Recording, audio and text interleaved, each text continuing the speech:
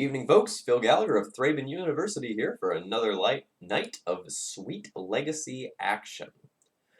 So, I'm going out of queue order. Normally, I try to stick roughly to the queue order, unless I have a reason to break from it. But tonight, I have a reason to break from it. So, earlier this week, we played another version of this deck that just had worse cards. Aurum miraculously managed to 5-0 with a deck that had Chancellor of the Dross and the new Mono Black Sorin in it. And we played it, and it did not go well. But boy, was it fun. So someone who goes by the handle Kiwi here on Twitch sent me an updated deck list and a donation for this, and I did a little bit of work on it on the side. Took some advice from Cherryman on Twitter, who was trying to build something similar, and sort of came up with a halfway point between what Kiwi submitted and what Cherryman had. So I want to talk about the changes that Kiwi Man suggested that I think were good, and then I want to talk about some of the changes that they suggested that I didn't incorporate, but still have some legs to them. Alright, so number one of the things that we were noticing last time around is that Chrome Mox didn't actually have that many black things to imprint on it, and we were largely a colorless deck. So because of that, our Chrome Moxing were really awkward last time around. They suggested Mox Diamond, which I incorporated. However, I wasn't quite sure if we actually had enough lands with what they suggested, so I trimmed a couple of the cute cards to get some extra copies of lands in here. I don't remember the name of this card. I need to look it up. Hold on. They suggested a draw card that I had to look up because I didn't remember what it was. So, in their flex slots, they had suggested Treacherous Blessing, which is a black 3-mana draw 3, but you lose a life every time you play a spell. And I understood the reasoning for that. The reasoning for that was that, like, you're this prison deck, you don't really have any filtering, so you kind of need something to give you a little bit of extra oomph. But I just didn't think that was the right approach. So instead of playing extra card draw, I tried... Did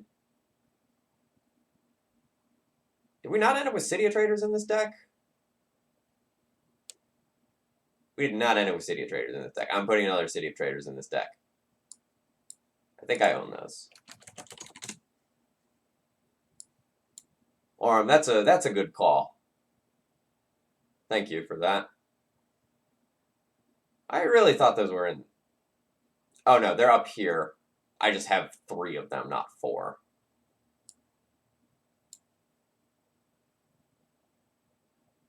Yeah, I'm probably fine with the 4th City of Traders over one of those swamps. Alright, yeah, let's do that. Sorry, I thought we were totally out of City of Traders. I'm like, hold on, what? That's not right. Okay, sorry, lost my train of thought. So their idea was we need some card draw to give us consistency. But my thought was, what if we have better mana and just more copies of Helm, which is going to be our new alternate win condition? And I kind of like that as our way of gaining more consistency. The other things that they suggested were Orzhov Signet and Crucible of Worlds to pair with the Mox Diamonds and just help us if we're getting wastelanded or if, like, we have to lose our City of Traders early on.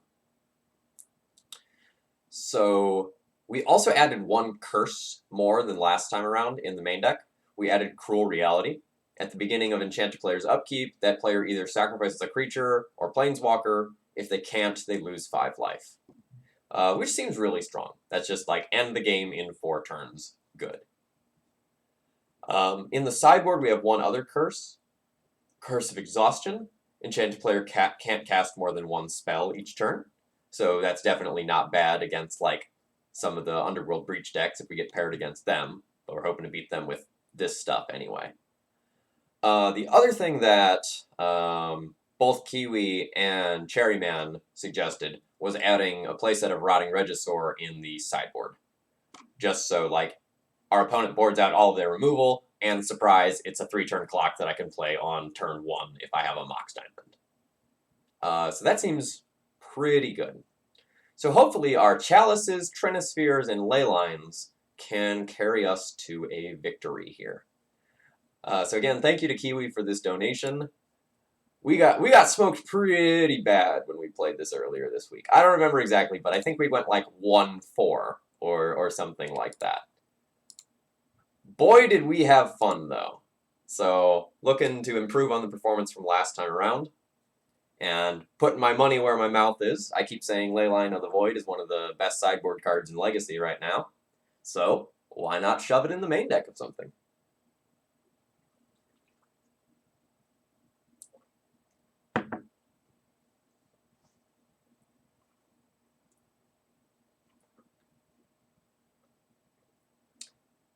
So, hope you're all doing well. I'm having a blast with this ridiculous week of Legacy.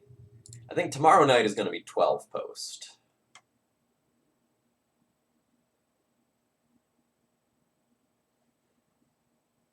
Absolutely keeping a hand that can produce a turn 1 Chalice.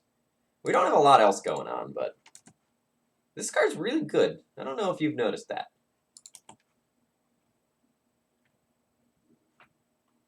Alright, our opponent has gotten a Forest, so they're probably on some sort of like depths-ish build.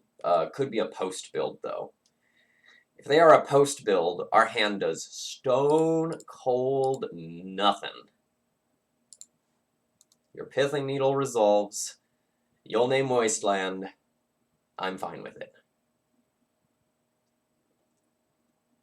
Okay. So if I play the City of Traders on turn 1, I lose out on the ability to use this city to hardcast any other big card that I can get.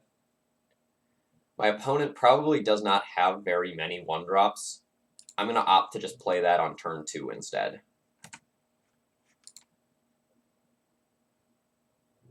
Like, at this point, one of the major ways that I win this game is by spiking a 4-drop and playing that on curve.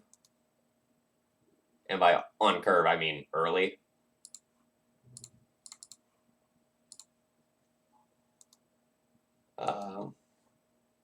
We've definitely kept a hand where we're at a disadvantage.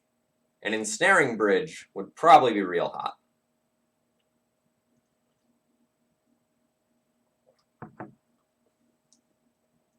But luckily, our opponent is not starting out strong in terms of mana development.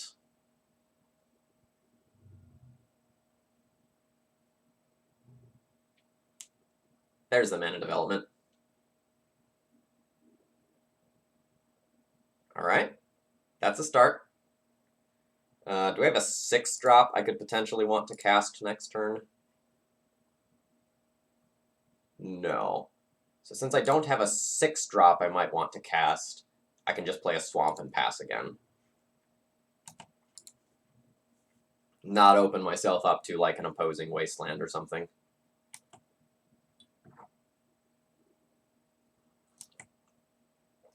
Alright, my opponent finds Golos here, which is very bad for me.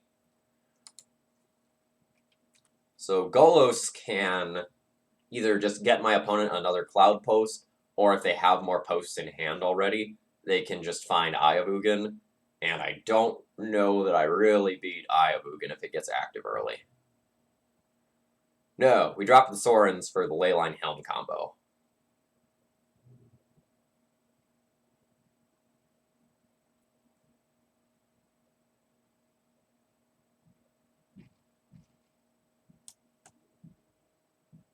Please tell me my opponent miscounted. Oh my god, my opponent like just miscounted because of the Chalice of the Void, and then did not do anything else with their turn. So they could have gone 3-4-5 and just played Golos. So super happy about this Chalice of the Void.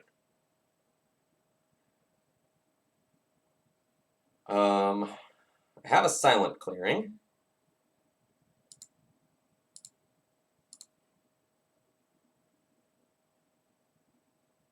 Which I guess I'm cycling. Doesn't feel great.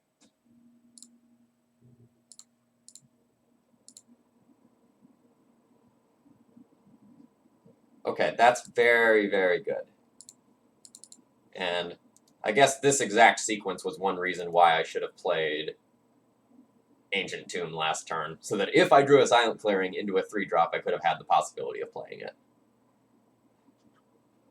Kind of fringe, but like it just happened, so that's where we're at.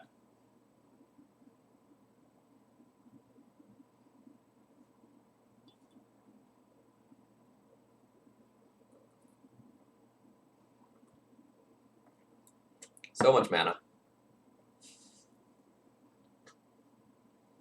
Alright, not technically dead there, but that stings a bit. That's a fine draw.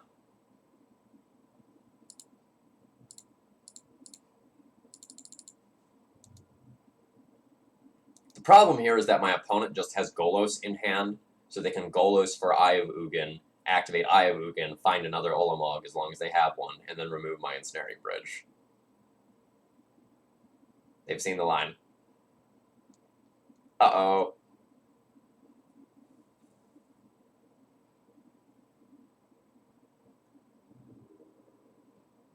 Glimmer Post?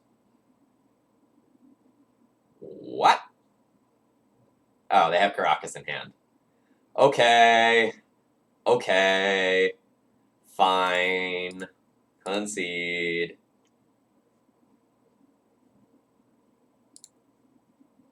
Alright, what do we have for this deck? This is probably a Rotting Regisaur matchup.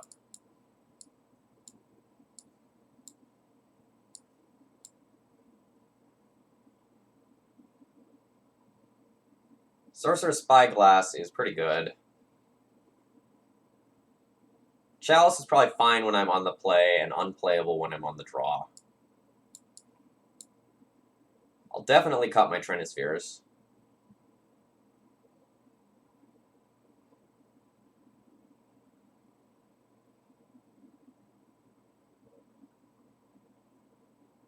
I need to leave a bridge to wish for, I need to leave a helm, and lattice to wish for. Spyglass is something that I can consider boarding in naturally. I don't think I'm going to Abyss in this matchup, since I'm going to bring in my Regisaurs. We cut the Vampires, because they were bad last time around. I guess Rotting Regisaur and Snaring Bridge is also a non-bow. And a pretty bad one at that.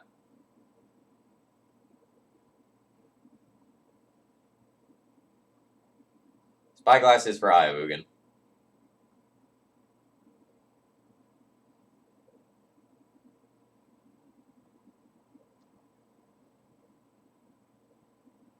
Is my bridge actually just bad, Solnox? Since most of the time if they make it to the end game, they're just casting an Olamog and blowing it up anyway?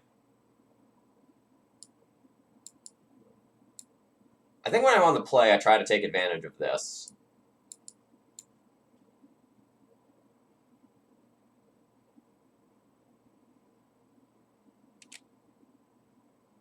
So I think I'll bring in the Spyglasses for Eye of Ugin.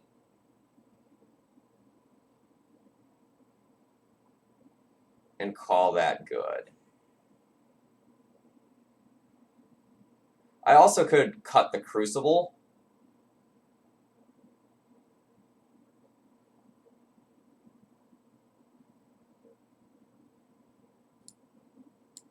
I could just cut Crucible and, like, bring in the other Helm. And having the ability to tutor for it's good. I've tried to make a Contamination deck work multiple times. It's awkward.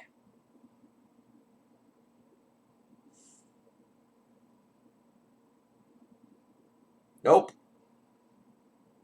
Nope.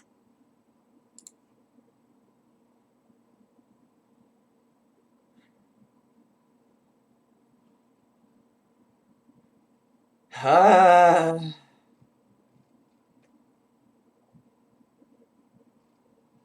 just have 3 lands, no way to accelerate into any of these things. To 5 we go. Why do you test me like this?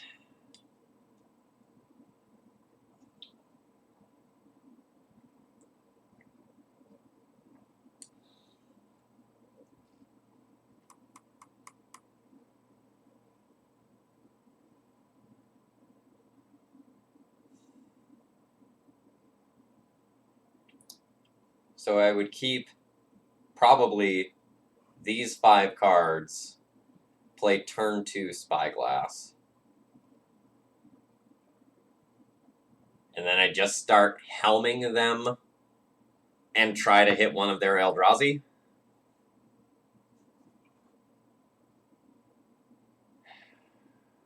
Keep. Be very unhappy about it. Oh, I don't like this plan. So, target opponent mills X until a creature is put into their graveyard. Whichever comes first. If we get a creature, we get that creature and sacrifice the helm.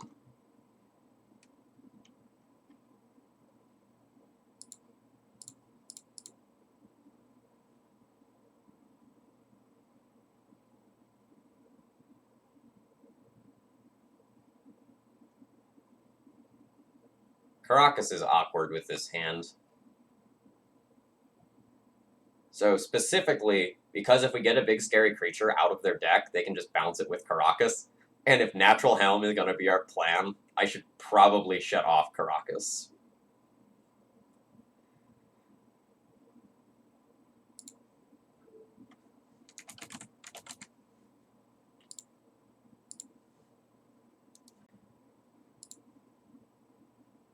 And Orum's definitely right there. I should have considered taking 2 damage sort of quote-unquote irrelevantly in case I top deck a curse. Playing the Ancient Tomb would also allow me to start activating Helm as of next turn. So that was a misplay.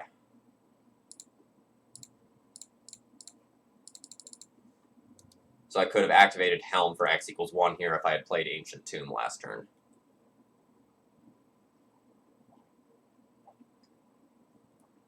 The counter argument, though, is that now, for all of the following turns, I get to activate it for X equals 6.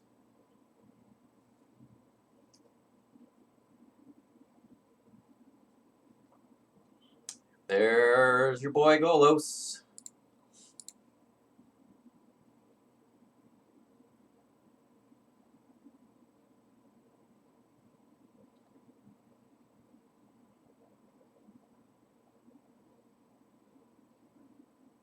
The Hackbert. Don't even say it, or it might happen. We're gonna get a big tentacle monster, and everything will be fine. Also, if we draw a land, we can just cast Cruel Reality in another turn, which is Dees to Dees plus as well. Or more Helm.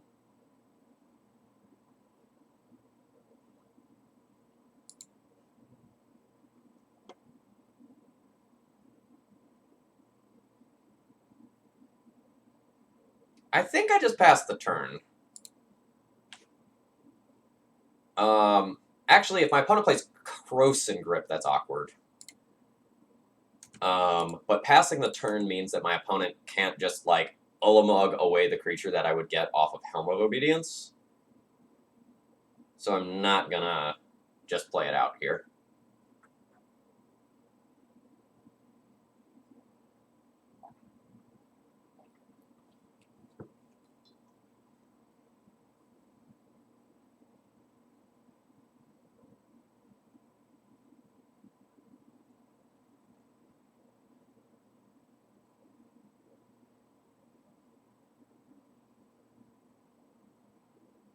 Please, opponent, the suspense is killing me. I have to know if I get to have fun or not.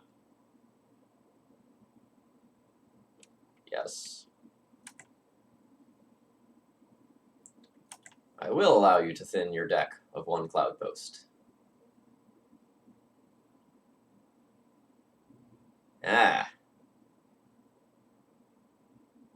So you would like to YOLO this, huh?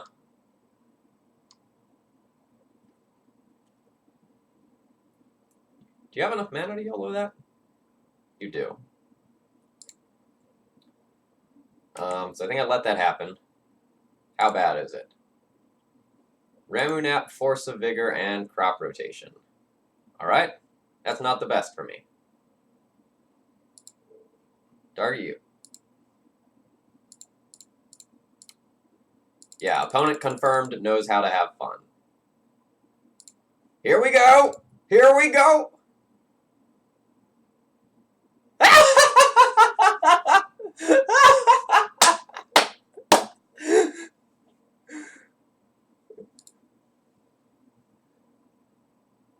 We did it.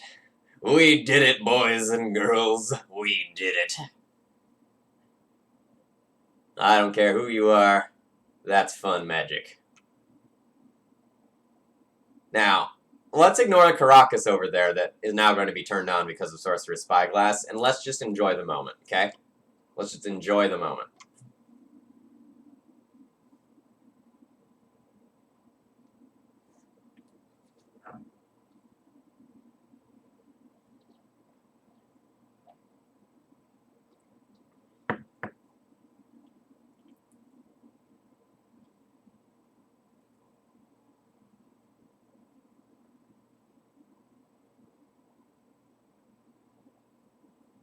My opponent's going to have a little bit of padding for Cruel Reality. So my plan actually might be to mill them out.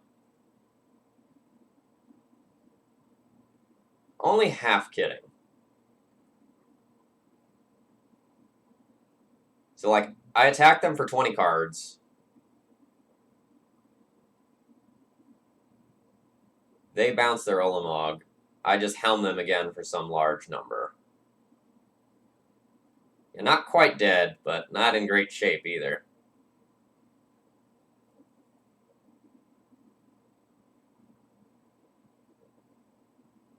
Alright. Well, in we go.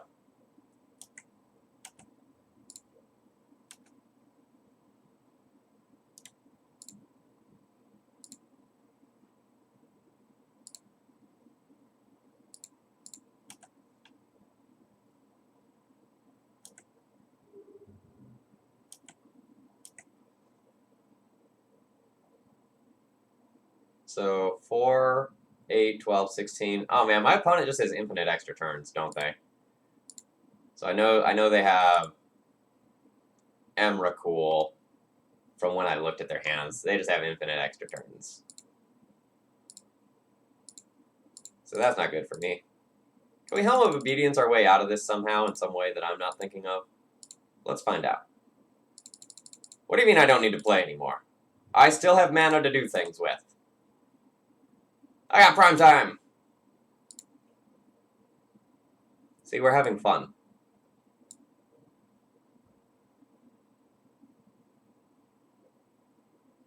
We'll get a castle, and we'll get an Urborg. Maybe our opponent won't see the line where they have infinite extra turns. What do you think, chat? Think I've got good odds? Uh-oh.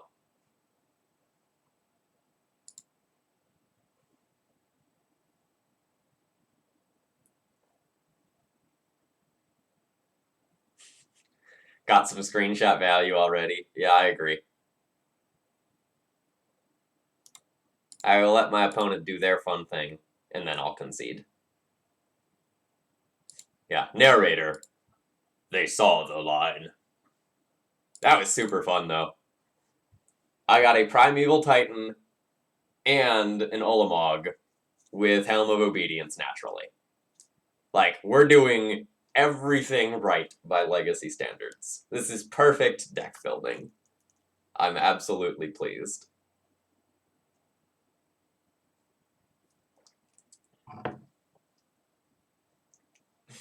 Yeah, shame on you for playing so many creatures so Phil can hit them with his helm.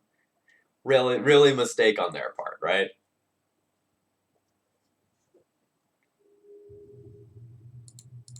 Yeah, but we're definitely not built to beat other Stompy and pseudo Stompy decks. That's very much for sure.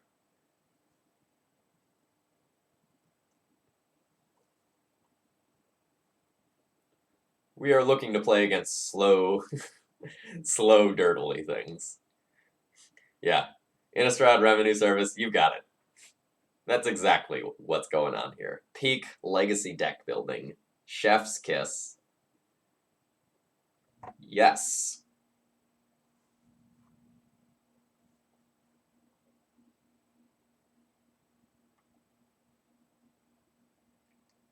So this is either a turn 2 Karn or a turn 2 Karn through days with turn 1 Chalice. This hand's awesome.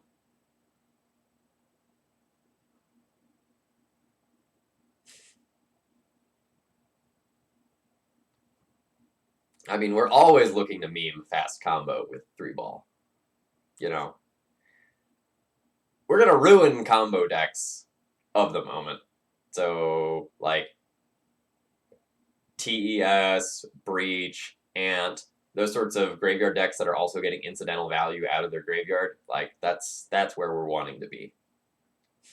Yeah, just game 1, get paired against like Dredge, Reanimator, win.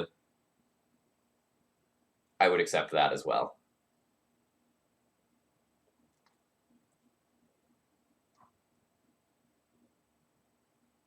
Opponent maybe getting a slice of pizza or dealing with a tough opening hand decision. My decision, on the other hand, is easy. Whack the keep button while my opponent is mulliganing to 5. I smell Reanimator. The Underworld Breach deck is a going to 4, totally Reanimator. It's gonna happen. Anyway, the Breach combo decks, there's a couple different varieties, but the gist of it is that they use Lion's Eye Diamond and recur it via Underworld Breach again and again and again and again to generate a bunch of mana. Then they brain freeze themselves to continue doing so, and then they brain freeze you for the win. Yeah, this list is a combination of what Kiwi from chat sent me, plus a couple of suggestions from Cherryman, who was playing something similar. Yup, card is good.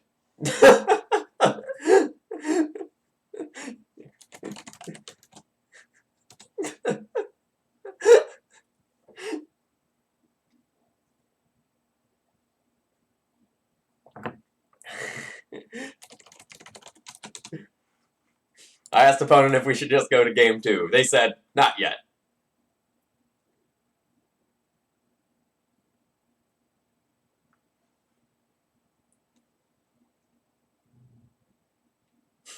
Dredge.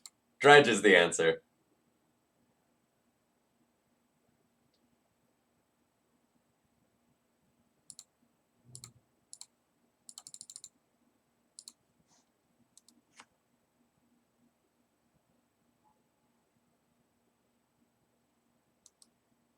No, I'm 100% shutting off their cantrips.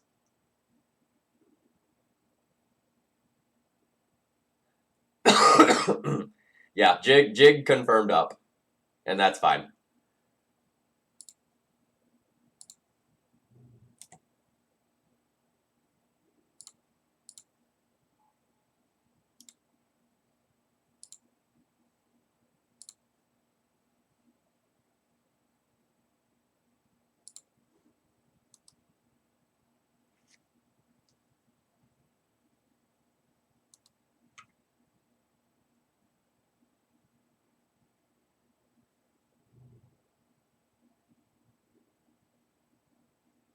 Hmm. Hmm.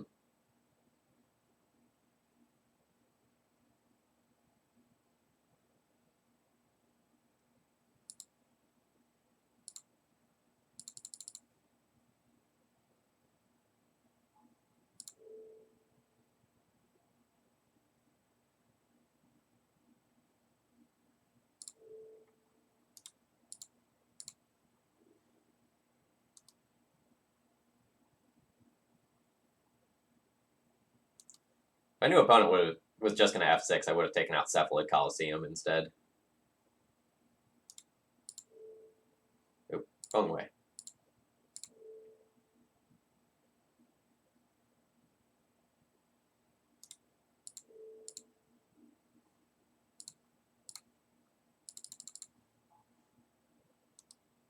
Peak Legacy.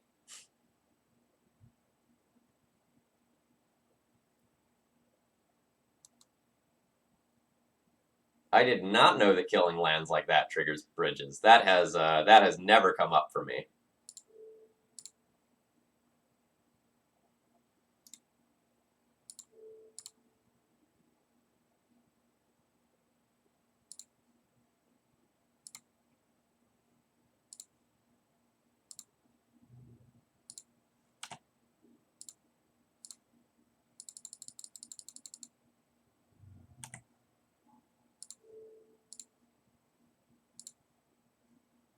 Got him. All right, the good old game one beat a dredge deck that mulled to like 4 because we have Leyline in our opening hand in game 1. Dece to Dece plus. All right, Ballista is absolutely great to just draw. It kills bridges. Not these bridges. These bridges are pretty good. So we'll want to leave Lattice, Helm in the sideboard. What do we have that's going to be bad?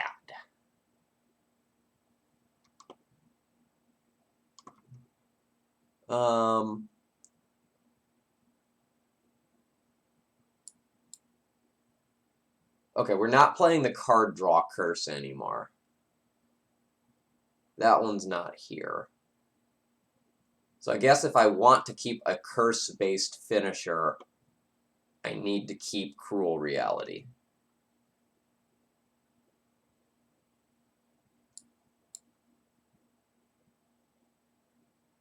Don't really see my Crucible being good.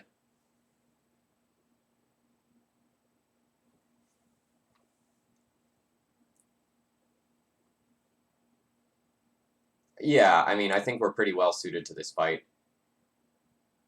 It may be that I'm just supposed to leave a bridge in the sideboard to wish for. It's either that or, like, board out this Karn.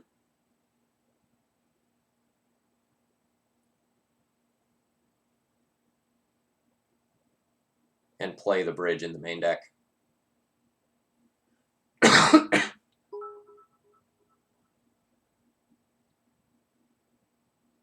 Oh my gosh. Fine and Andy, that's a crazy amount of bits. Thank you so much for that.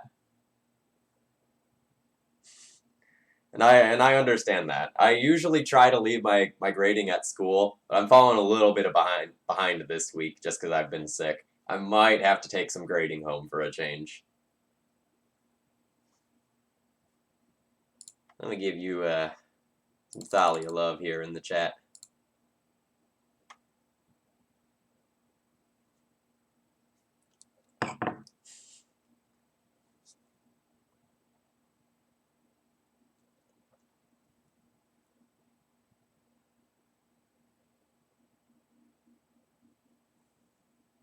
Praise be to Thalia.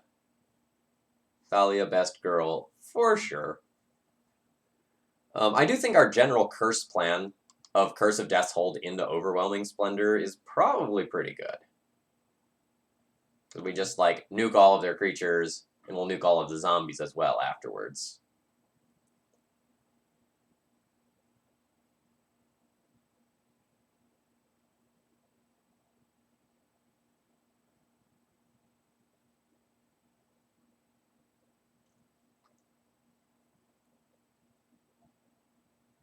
So our opponent's in a bad spot. Normally, against a lot of the Leyline decks, Dredge is favored, or at least relatively okay in Game 1 scenarios, so you only have to win 1 out of the 2 post-sideboard games. But our opponent is going to have to take 2 games in a row versus a Leyline deck. And that's not the easiest thing to do.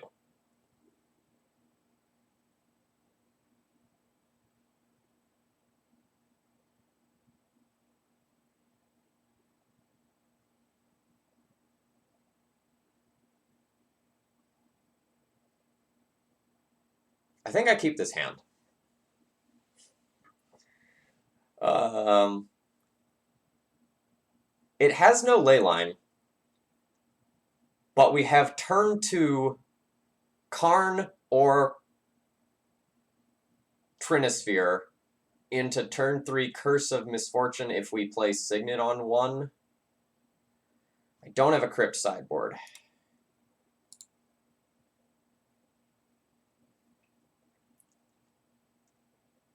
So Karn would probably get us a bridge.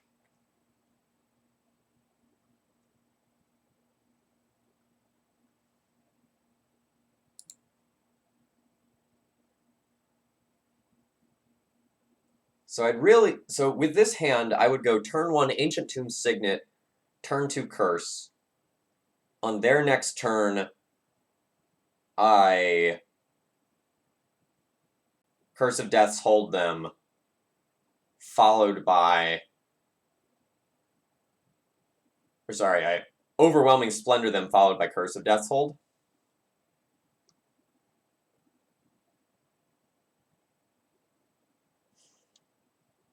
I'm going to keep it for science.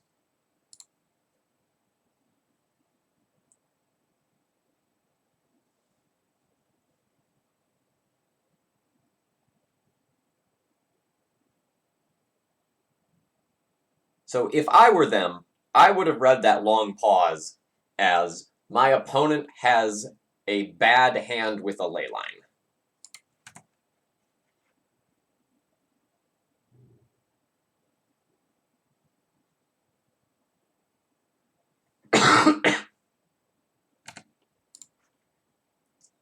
Science indeed has been called. Double imps. Helm, alright.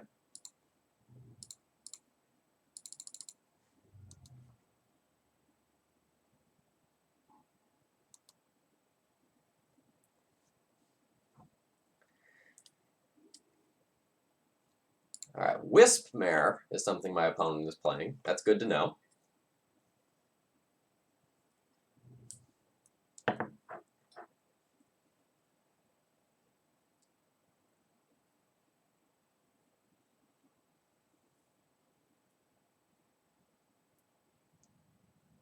Opponent could do any number of degenerate things here. One Dredger in the yard hits a Grave Troll. Opponent has shenanigans, but most importantly for us, nothing like a Narcomoeba that gets the chain rolling there.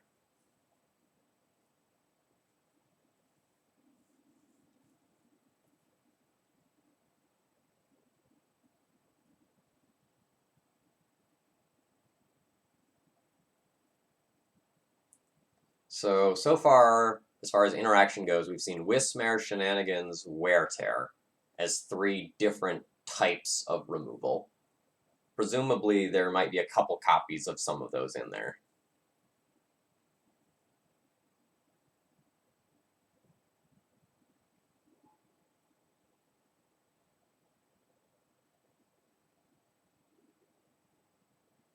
Okay, Wismare just gets them a zombie.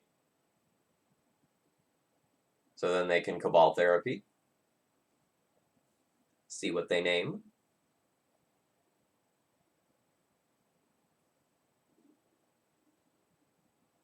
Alright, they took Karn. I'm fine with that.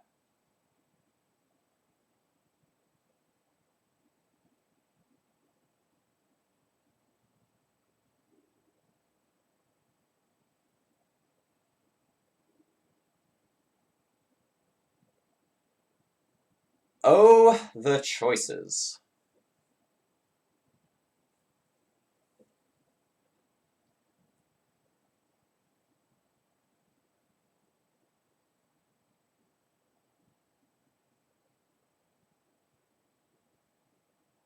I think I just have to play the curse.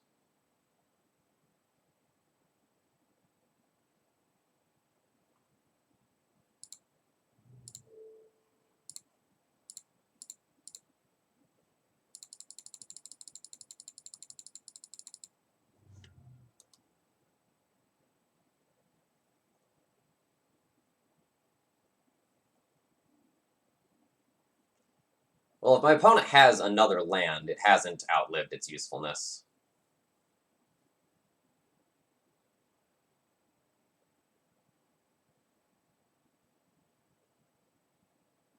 So awkwardly, our opponent has a bunch of Wisp-mares in their deck. And that's something that is going to definitely threaten to deal with some of my stuff.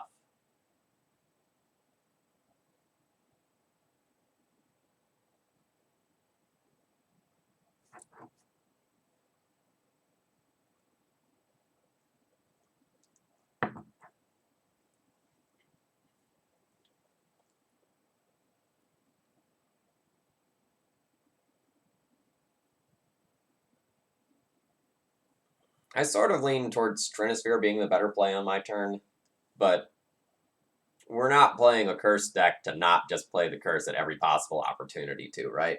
That's how that works.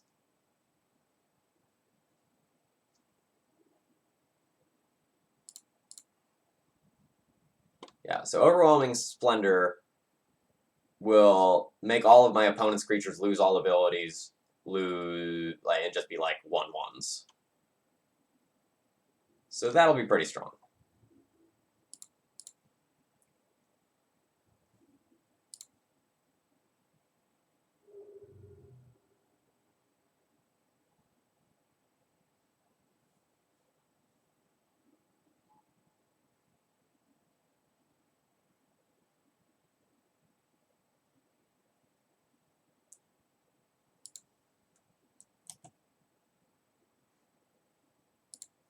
Alright, so little thing here, but we are going to get Overwhelming Splendor first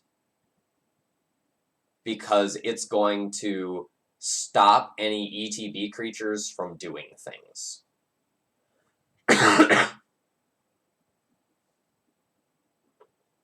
So the Overwhelming Splendor means that we don't really need to play the Ensnaring Bridge. So that's cool.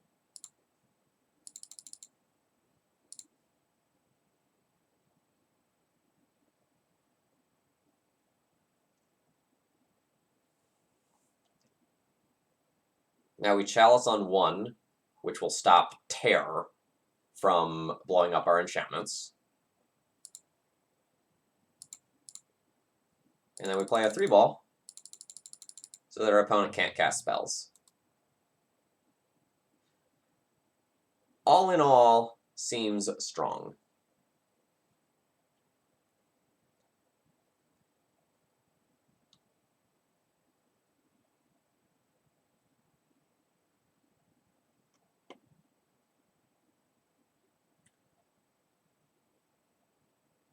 So Overwhelming Creature stops abilities of creatures that opponent controls, so it doesn't change abilities in Graveyard. So yes, that means that they can return Icarid like normal, but then it will lose the sacrifice trigger, so it'll just stick around as a 1/1. Yes, I am aware of Fused Wear Tear. It would be awkward. Because then the CMC is 3, but our opponent would need the 3rd land for that, and they didn't play a land last turn. So I think they just naturally take a draw now.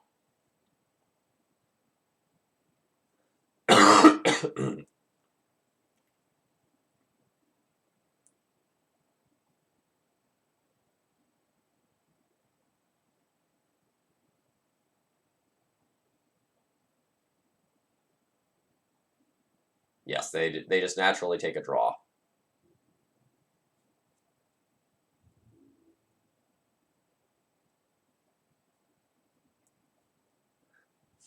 Enjoy your haste, Icarid.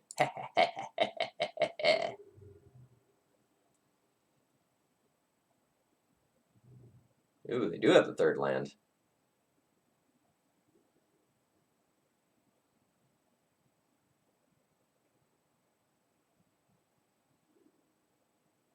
That is not what you want to do, friend. I'm sorry.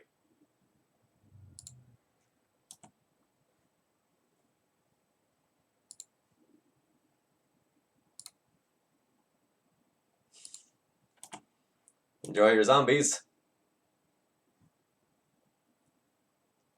Okay, I think I'm just gonna sit on the helm, respect my life total.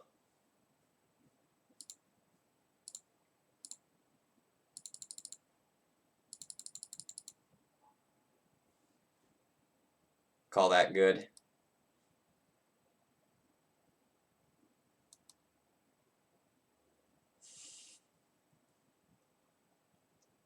Yeah, an opponent lost a land and a counter off of the gemstone mine in that interaction. So that's all sorts of bad.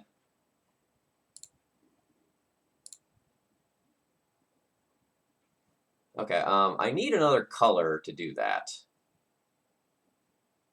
But that'll be good.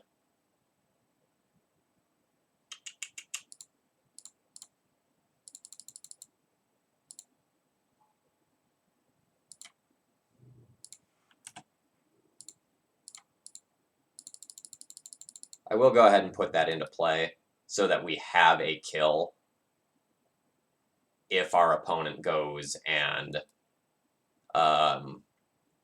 somehow removes some of our stuff. So note here, because of the active player, non-active player order, my trigger would resolve first under normal circumstances. So if this game were a little more normal, they couldn't just sacrifice an Icarid every turn during their upkeep. I think we're out of curses. A Karn. We have multiple ensnaring bridges, but I do think that's worth the life still.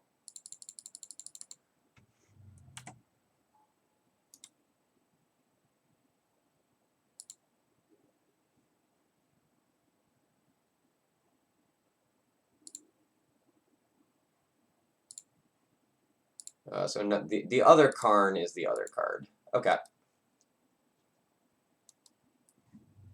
So we'll just plus until we find a land, then we'll play a leyline.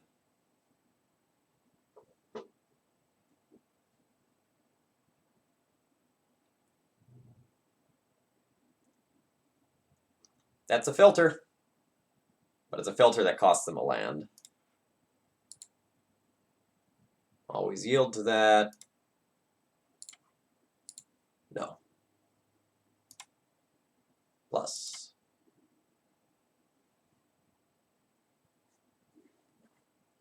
Well, we got another Curse of Misfortune. I don't think we need that.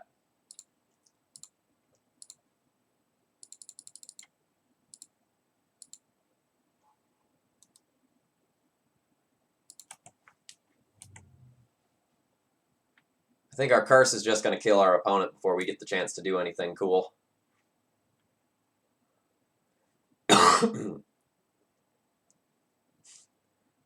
The VOD will be up on YouTube later, kind of MTG.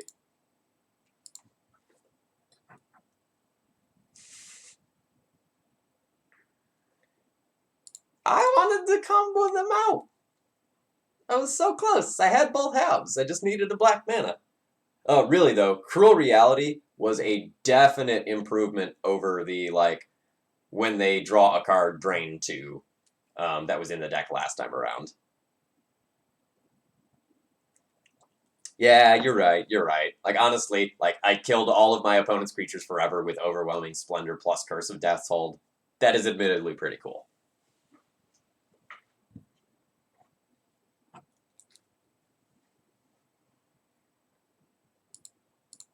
Deck confirmed to be able to win matches. Yeah, the other curse does gain life. So there is something to that. Ancient Tomb is rough. So if our opponent is playing something like a Delver deck and we're on an Ancient Tomb opener and we have to tap it multiple times, things definitely do get scary. All right, see you later, Hackbert. Enjoy the rest of your evening.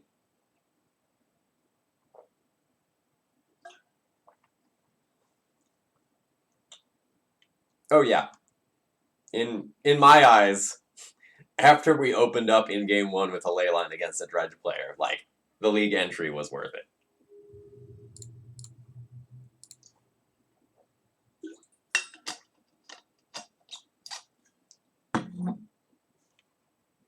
I would like to play first. I think our opponent frequently plays Maverick.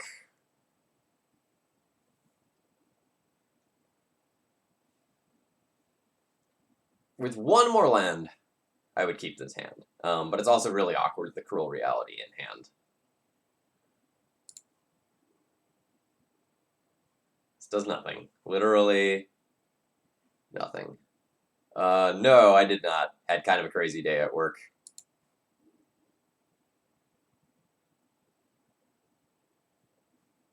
Well, I guess I keep 5 of these. So I whack keep. I toss this back, and then I toss one other card back. I guess I'll toss back Ensnaring Bridge to open with a Leyline. Play Swamp. Pass.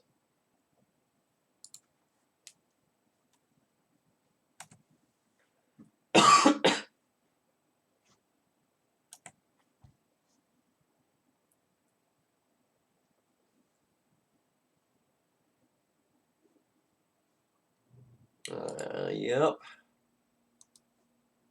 Noble Hierarch gets in under Ensnaring Bridge, which is inconvenient. But since our opponent has a Wasteland, I think we're playing this one out a little slower anyway.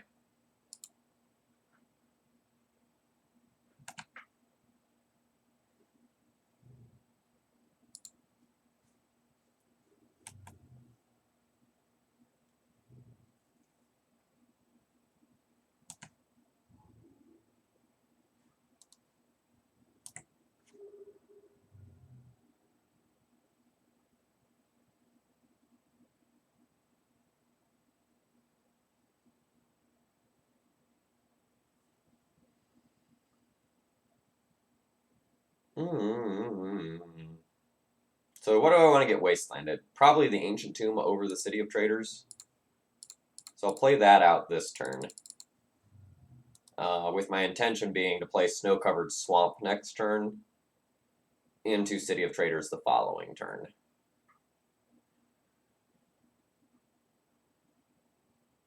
Note that just drawing Curse of Death's Hold against this deck is probably pretty hot.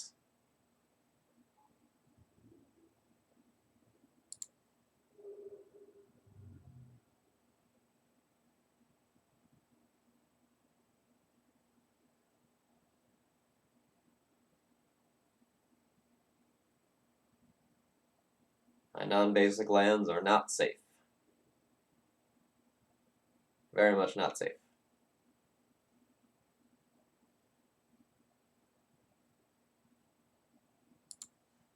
I do think I still will just play Swamp this turn. Unfortunately, since we don't have a playable right now, it means that both Thalia and Knight can get in there.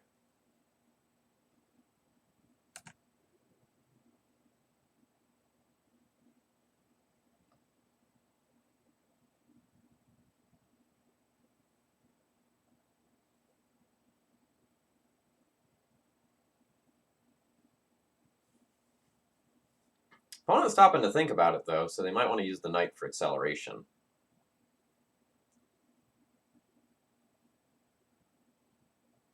I don't know that all snow swamps have bad art. I don't particularly like either one of the swamps that I'm using right now. At some point, I need to just sell all of the swamps and plains that I don't like on Magic Online, just so I always default to the art that I want to use.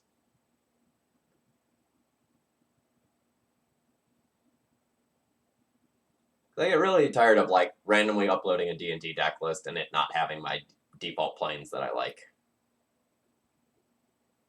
But, you know, super first world problems there. Hey, Steven, welcome. Hope your night's going well.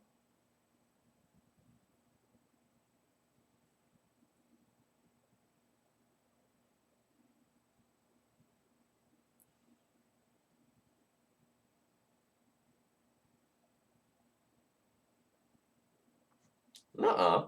Not all snow-covered plains are bad. One of them was like purple and pretty.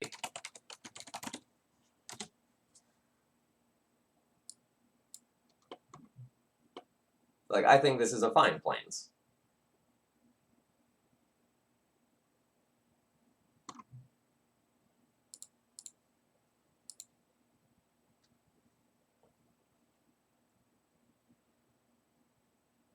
I wonder if my opponent is, like, Googling away, trying to figure out what on earth I'm playing to figure out what they need to play around.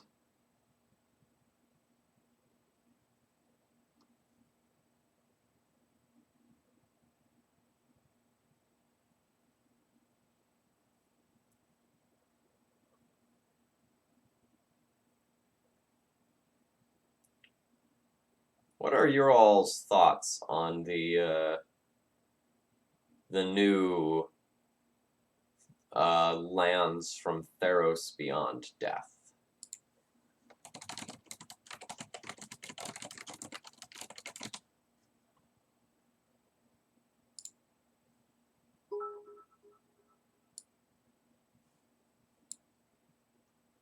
Look like these. What do people think of those?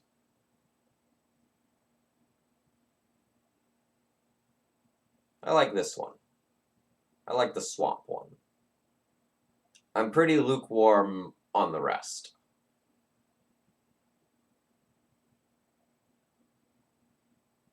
Hey, Multiverse, thank you very much for the bits. Very much appreciated. We're just kind of waiting on our opponent here. I don't know if they got distracted by something or what.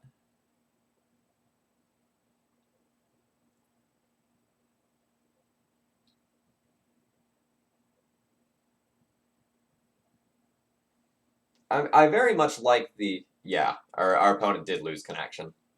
So I very much like the black one. I really dig sort of like the evil vapor sort of thing that they've got going on with that one, and I feel like that one really works. But I don't feel the others at an intimate level. Very much like the risk-taking directions they've taken with basic lands in the recent set, where the basic lands have more of an identity than they really did in the past. So, like, if I look at something like this, I go, that's a pretty plains. But without the set symbol, I don't know that I could have told you where that was from, right?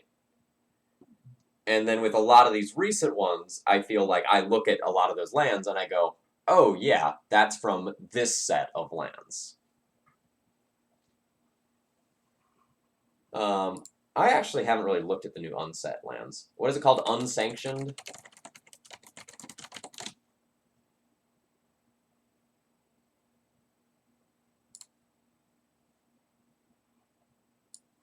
Here we go. Yeah. So again, like, totally feel like these are lands with a real identity. I don't know how I feel about this gold frame thing.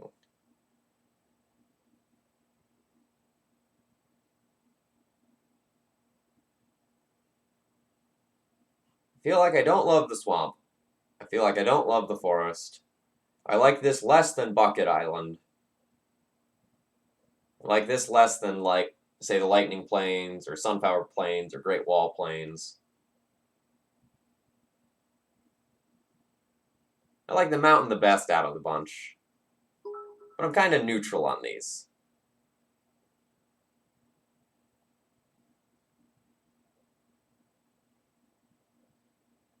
So, like, I don't dislike them, but these aren't the ones for me. But again, like the risk taking.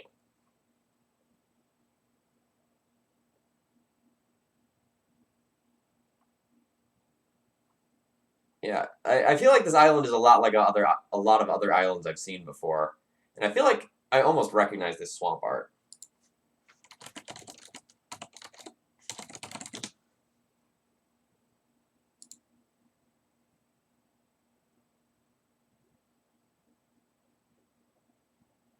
So like when I look at that and I see the twistiness of it, like my first thought was kind of like Vault of Whispers. It's not quite the same. but I feel like I've seen this same sort of like slightly twisty thing motif on a lot of swamps. Oh, my opponent made it back. Art hour is over.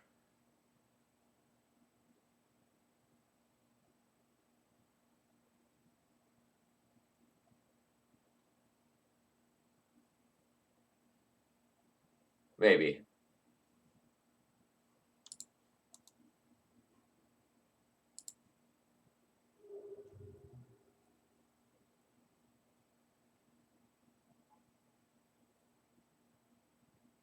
Alright, that's a lot of creatures.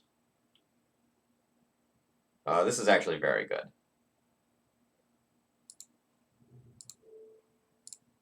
Oh no! I forgot about the Thalia since we were away from the game for so long.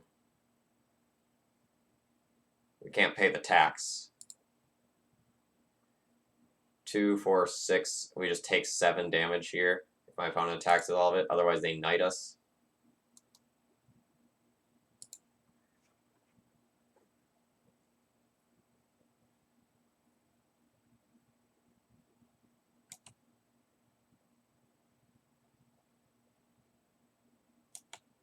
Yeah, what do you even name with your Sanctum Prelate? 4. Okay, that's reasonable.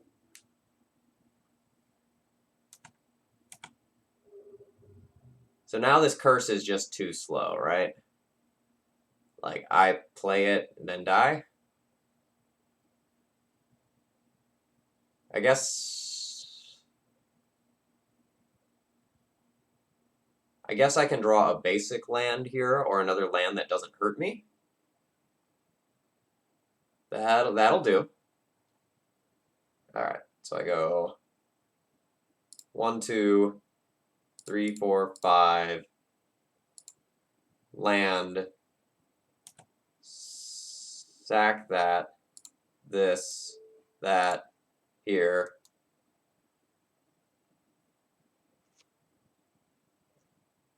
My opponent can attack us for 2 currently.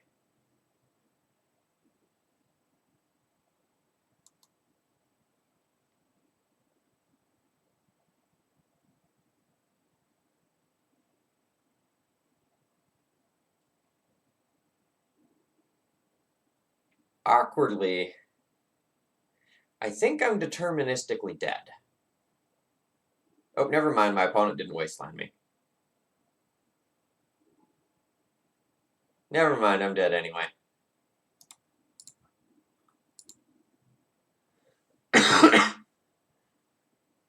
So, just to finish my thought, getting either Overwhelming Splendor or Curse of Death's Hold shrinks my opponent creatures and actually makes it worse against my Ensnaring Bridge. So if my opponent had wastelanded me, I think I was just dead. But they had a different way to kill me. Alright, so Chalice and Trinisphere are definitely going to be medium to bad against my opponent. So what do I want? I do want the Abyss. I do want Crucible. I do want Ballista. If I were to board all of that out, and that is a big if, but if I were to board all of that out, I would still need to fill 3 more cards.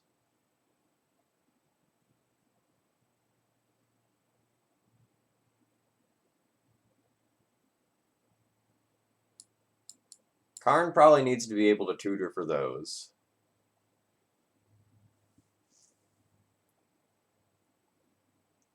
Spyglass is okay. Regisaur is probably questionable.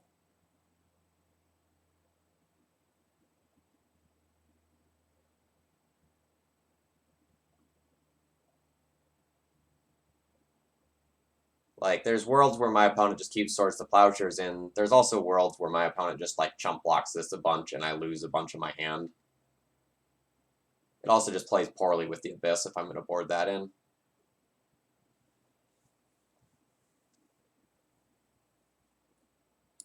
So what if I just board the Helm in,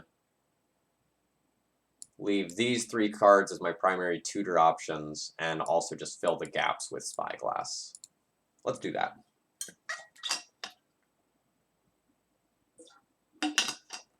I would like to play first. Yep.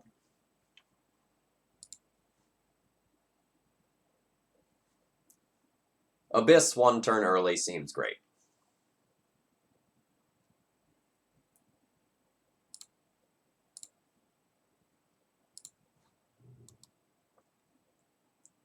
It's not the most explosive hand, but I think we keep it. Gaddock Teague. I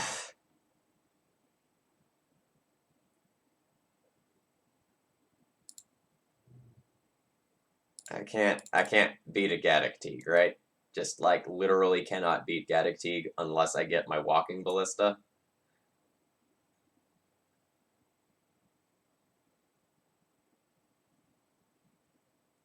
That is rough. So that shuts off everything up here. Please don't be Teague in play.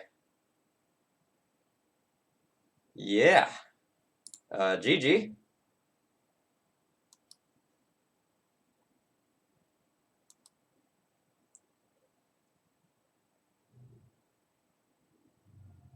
Yeah, just turn 2 Teague. We couldn't beat. We could have beat it off a Green Sun, but not like this.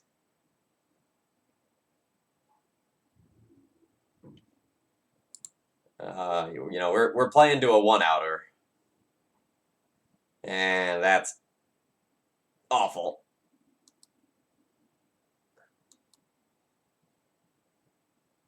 Alright, chat. Do I just concede it, or do I play towards the Ballista?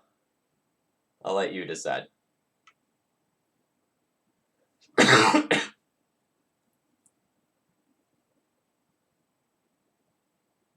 Hey, JD, welcome.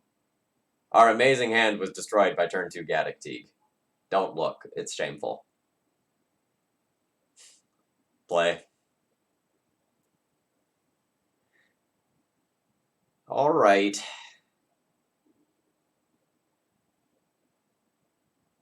Sort of Light and Shadow. Also would be rough against the Abyss.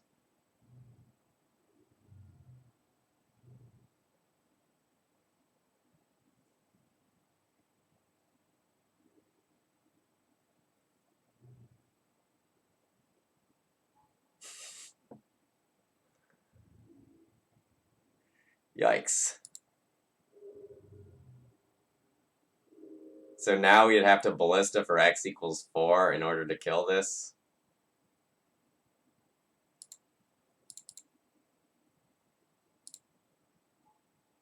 I mean, you know I love the support. I thought about playing Avantu's Last Reckoning. Not even kidding. I've played that card before in Legacy in a... I guess it was like a Depths-ish deck.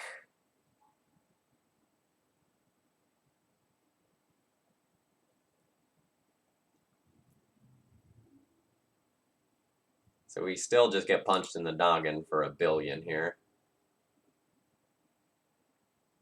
And now I think we're deterministically dead even if we draw the Ballista. Like we just, yeah. Alright. Alright. Note to self, cannot beat Teague for the life of us.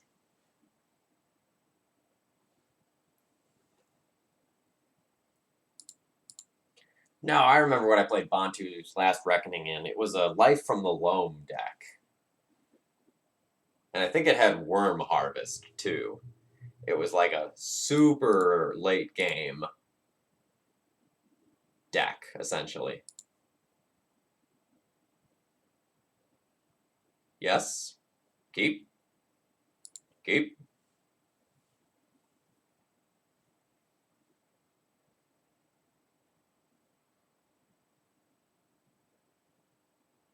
Opponent mulligans.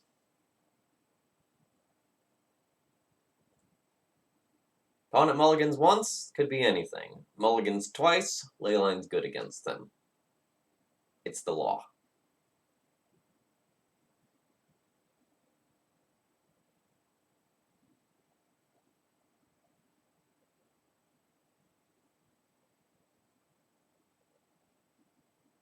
The overwhelming splendor in hand here is pretty awkward.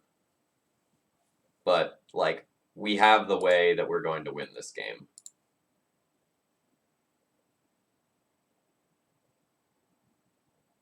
And I think I'm just going to play Snow-Covered Swamp and pass. In case my opponent is some sort of Daze deck.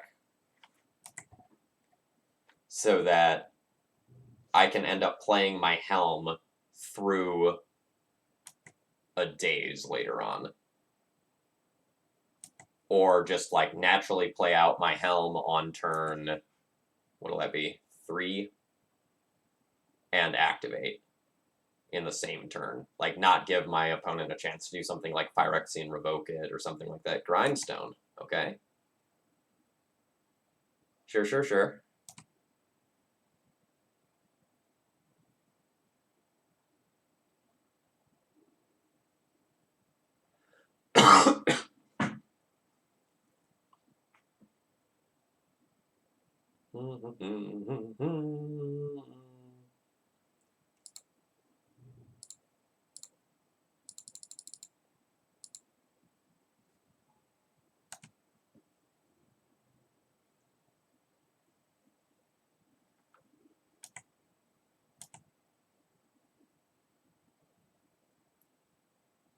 So I think it'll be pretty hard for us to die this turn. But it's definitely possible.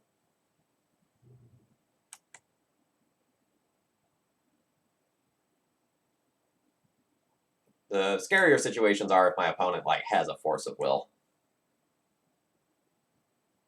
Then we have to play real Magic.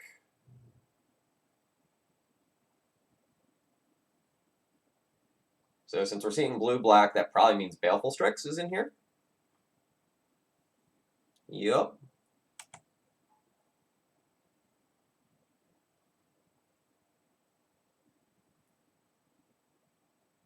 Opponent name is white. Interesting.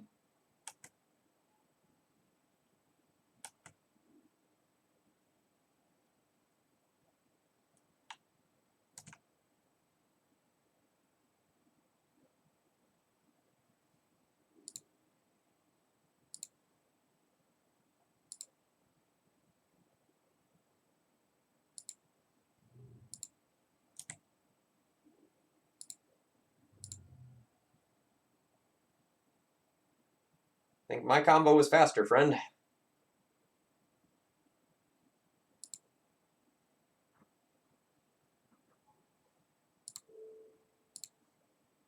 We'll float an extra mana here in case that's something that matters.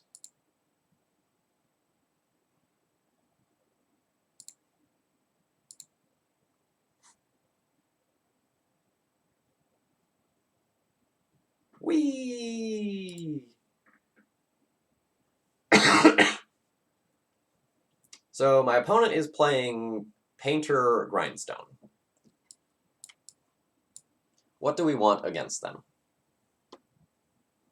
This is probably not the best here. Spyglass is great. Bridges are probably very much not good.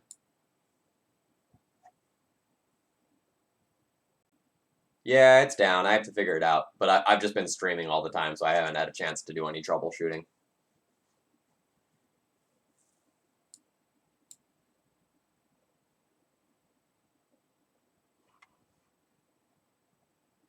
Yeah, sure, I'll give you that right after I'm done sideboarding. No, because if Karn hits play, it stops all the artifact shenanigans anyway. So I think just boarding those in is good. So for my last slot, I think it's between just boarding in a Ballista to pick off smaller things that my opponent might have, or just boarding in Crucible to recycle some of my lands in case they somehow get blown up.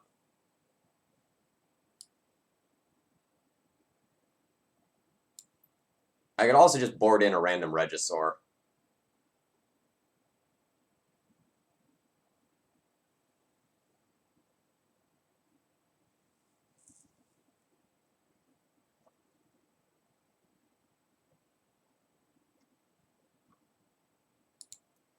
But in case my opponent's playing something like Baleful Strix, I don't think I want to do that. Yeah, that is indeed it. So it's under the stream in the donations tab there. Bloop.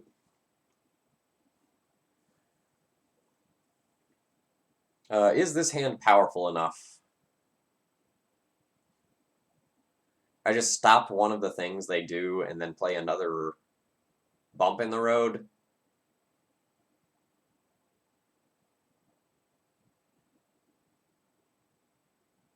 I kind of feel like I can do better.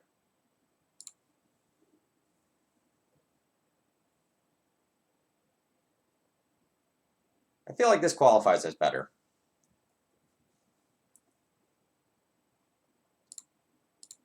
So we jump Cruel Reality, whack done, throw a Leyline in play, and let my opponent proceed from there. Drawing a land means we have a turn 3 Karn, which will be very good against my opponent's strategy.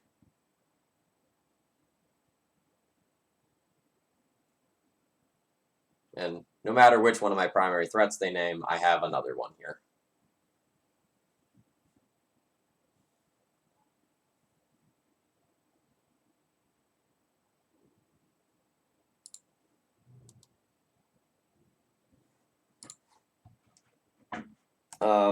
Lake of the Dead is certainly cute with Crucible. That would be something to consider for the future.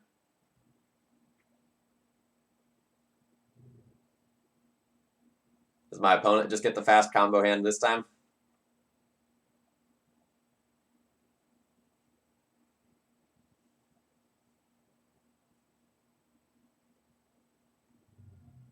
No, my opponent just plays a Karn.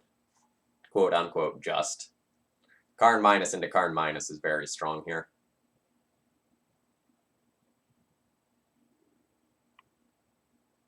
I boarded bridges out, didn't I? I did.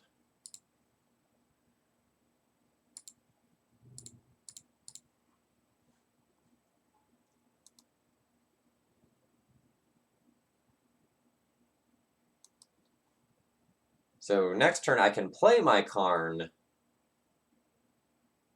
and shut off these and wish for bridge.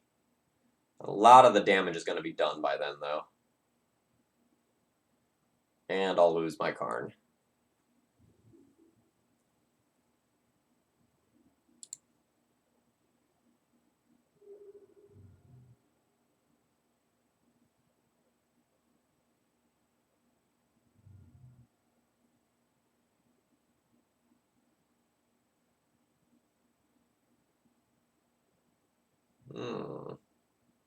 Infernal Tutor can just get Painter.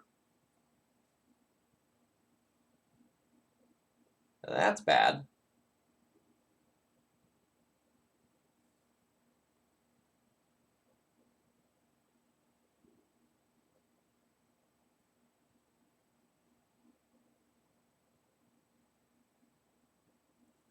Also, literally any artifact just kills me.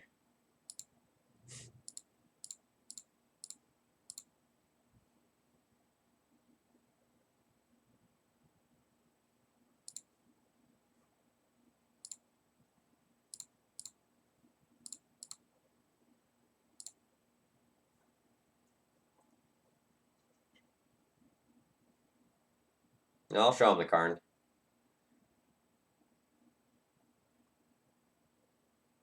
So, like, any artifact that they play means that they just have 14 damage and kill me. So I don't think I can minus and get bridge.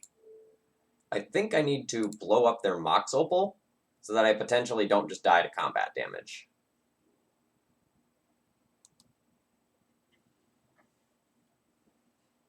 Then I can just, like, luck sack, draw into a bridge, and maybe have a chance if they didn't tutor for Painter.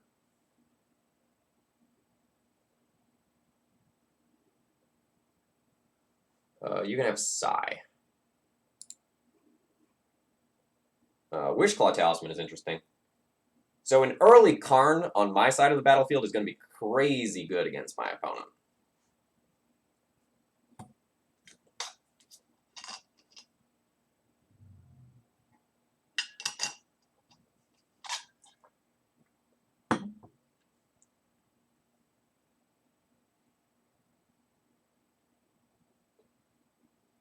So now all my opponent needs to do to have the win is attack Karn with one and me with the other.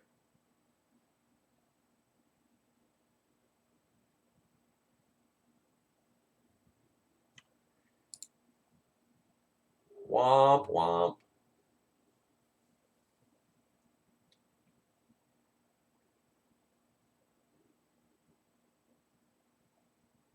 Yeah, so now my opponent just activates Grindstone and kills me. Their Pithing Needle on Helm is very good here. So we'll move to the next game.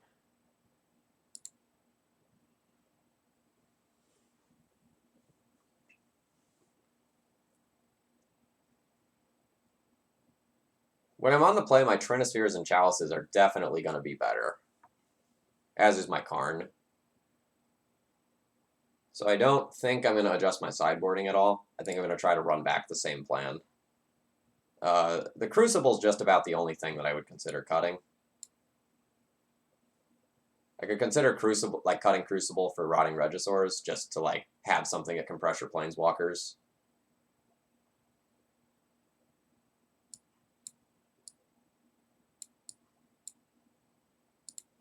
I'm going to do that.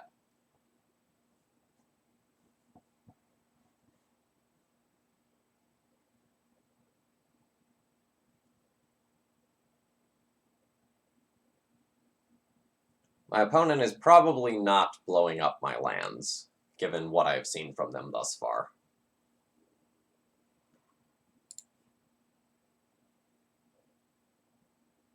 So this hand is turn 1 Trinisphere, do nothing else, and have Overwhelming Splendor in hand. I think I'm going to mulligan this. What do we got now?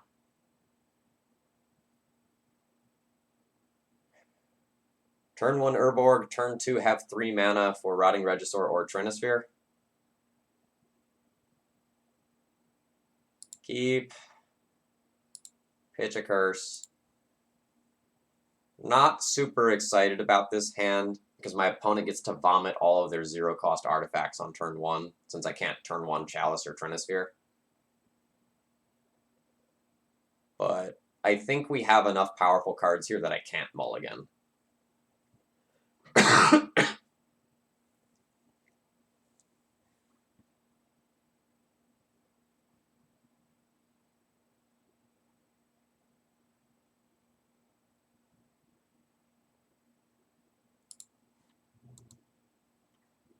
We'll lead on Urborg here. We're not going to just, like, pray to draw another Soul Land off the top to have a turn 2 Karn.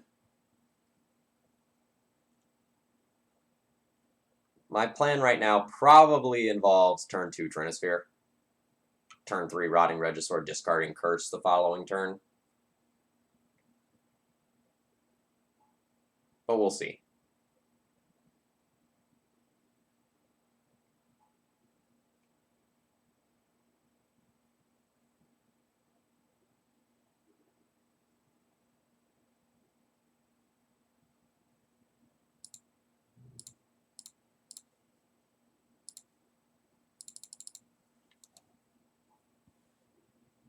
We'll take the opportunity to Trinisphere.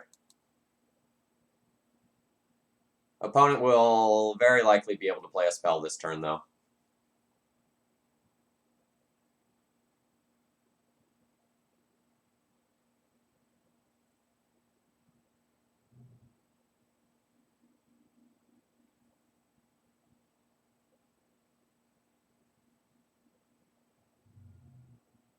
Yeah, Goblin Welder is fine at this stage.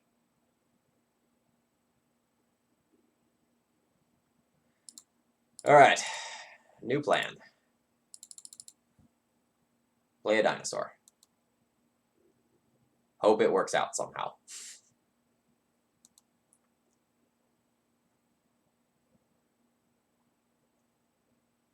This is definitely going to be a costly 7/6. But since I have this Trinisphere of my own here, and I really can't play things, that's probably fine.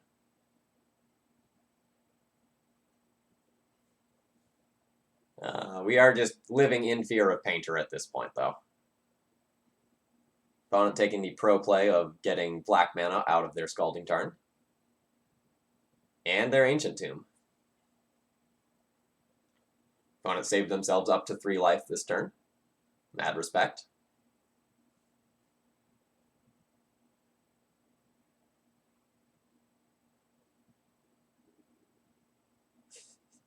Opponent casts Infernal Tutor, revealing Infernal Tutor. So opponent has 2 Infernal Tutors as the cards remaining in their hand.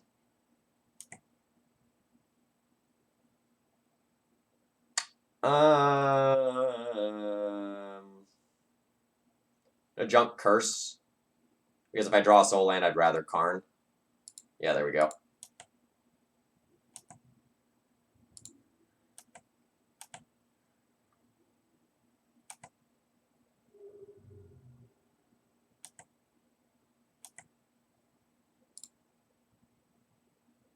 Let's see, so there's no taxation stuff in play. So I can just go 1, 2, 3, tap this, that's gone, cast Karn.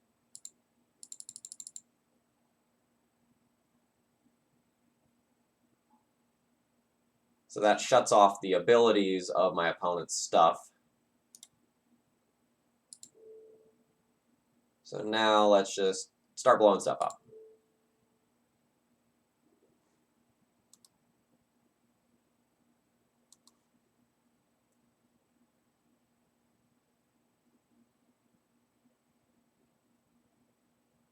What is this masterpiece? Curses. Legacy Mono Black Stompy. It's amazing. Basic Swamps, definitely not. We're definitely in a 1 league a night sort of situation. Essentially, I get about a 3-hour window this week while my girlfriend's at play practice. So that's enough time for 1 league.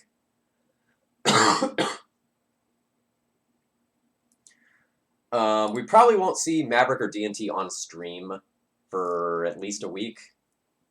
Because I have 12 Post, Painter Breach, High Tide, a Red-White Prison deck, Stasis, Omni. There's a Food Chain deck pending a donation. And I think someone else donated during this stream as well. So, like, we have a handful of things in the queue.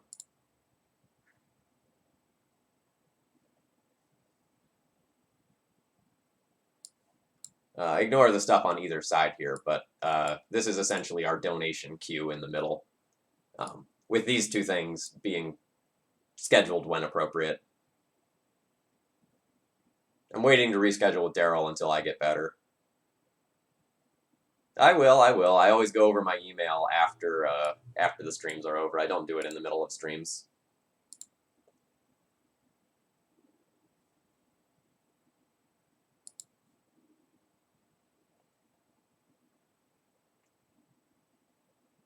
Yes. Just turn 2, Karn the Great Creator. Off of these.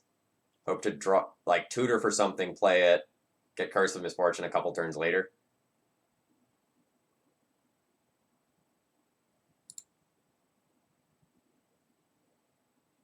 Yeah, we have the 4 of a kind on City of Traders. What you got, opponent? Innistrad Revenue Service. If my queue is constantly this size, then yes, I will consider making some changes to do that sort of thing. Duress. But this is the biggest the queue has been in quite some time. Mostly because I'm just playing so much this week that I don't know that this will be the norm.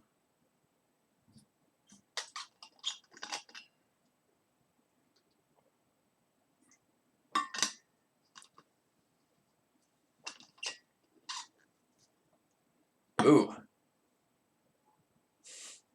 Okay, that makes more sense now.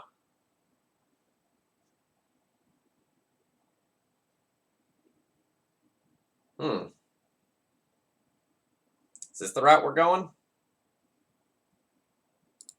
So it seems like we're playing against depths. Can I get rid of a Pithing Needle in game 1? Not really.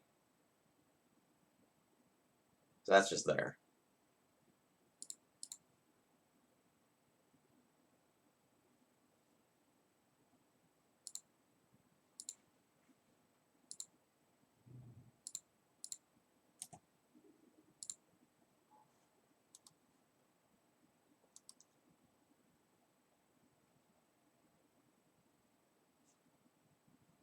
Take that, Karn. It's not doing anything anyway.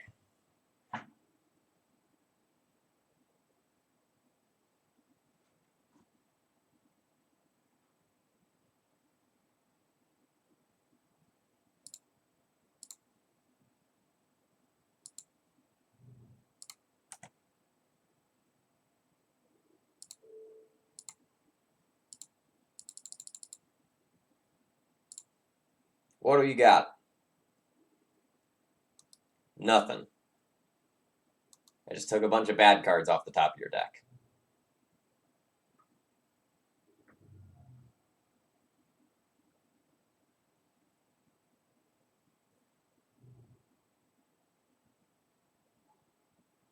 Yeah, I think you can definitely consider something like Dark Ritual for this deck. Yeah, more Helm.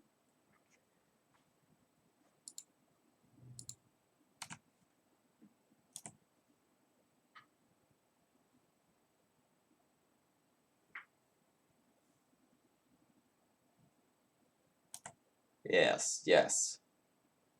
Remove the non-creatures from your deck.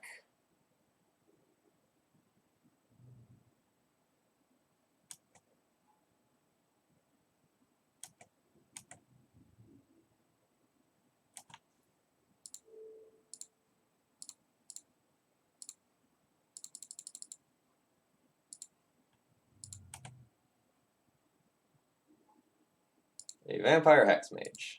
Cool.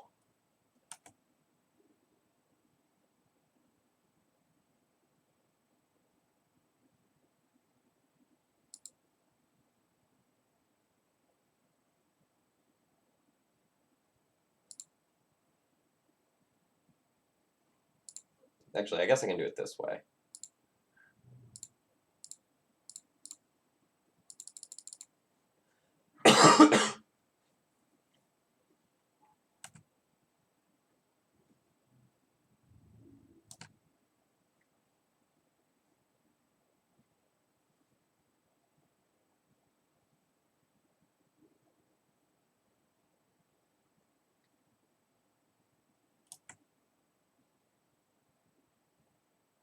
So that just finds Thespian Stage. And now they just get to produce a 20/20. So I'll need a bridge on my turn.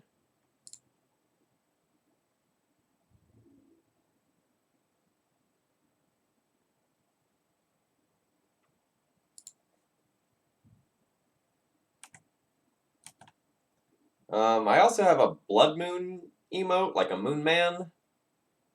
But I haven't put very much work in towards like getting new emotes or anything like that.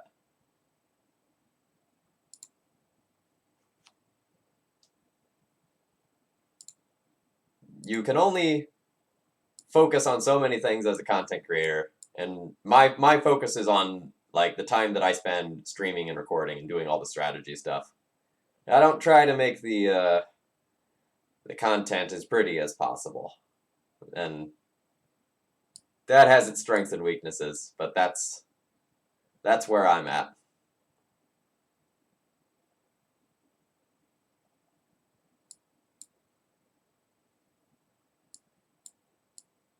Yeah.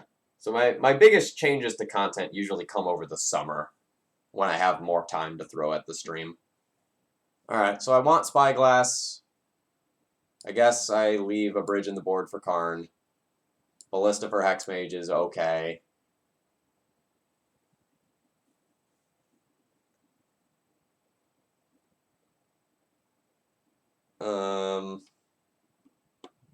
Abyss could destroy... Actually, Abyss destroys both the Elf and Vampire Hexmage, so I could consider it. So this is probably not a Crucible matchup since we're not a Wasteland deck. Chalices and Trinispheres are fine.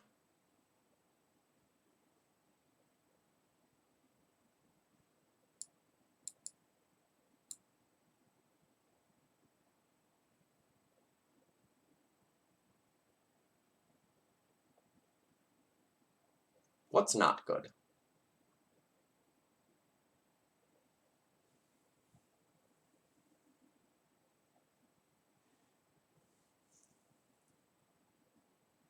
Like, if I'm going to play some answers to some of their stuff, what am I cutting? When I'm in the play, I think I keep all of this stuff. When I'm in the draw, I probably trim some of it. So when I'm in the play, maybe I'll go down a threat.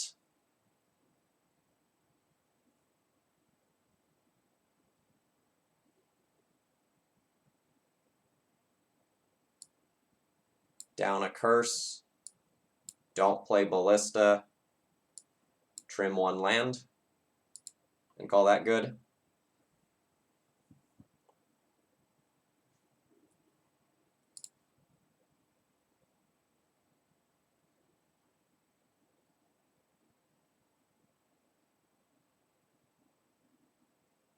I do nothing on turn 1. I Chalice or Spyglass on turn 2. I have half of a combo. I don't have a third land. I don't really know if this one's good enough. I think I'm going to try to take advantage of being on the play more than this. He says as he mulligans to a no-lander. Rough. Alright, I can keep 5 of these. This is the 5 mana that I need for Curse of Misfortune. On turn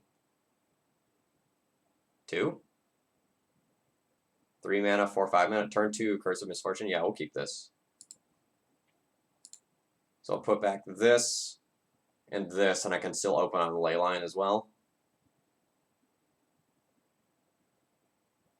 Yes.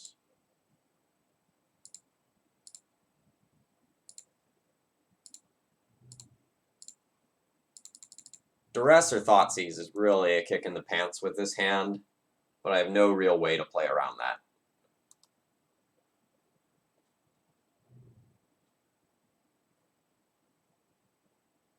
Yeah. Well, that'll do.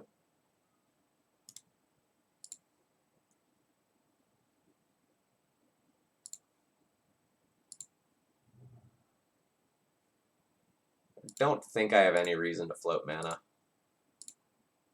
but good habits.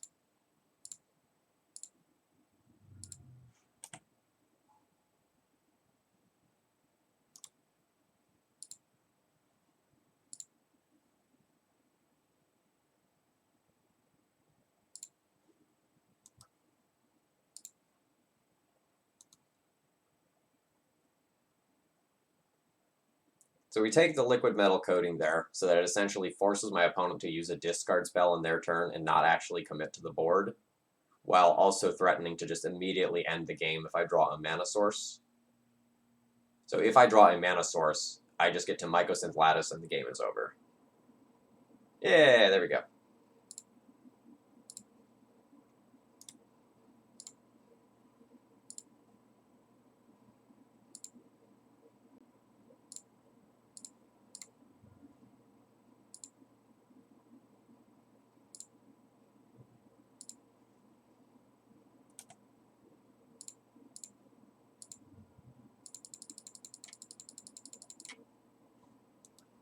Yes, Helm also ends it there. But we can get the Helm later. I can also just turn Mycosynth Lattice sideways and kill my opponent with it in 3 turns. So, like, either way, I don't think my opponent has outs. They're just dead.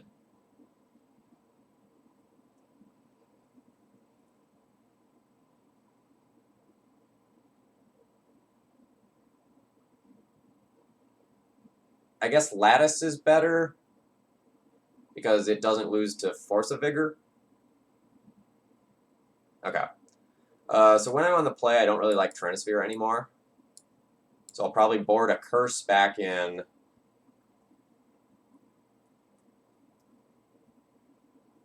I'll probably board Ballista just as something to ping off an early Hex Mage that just played out.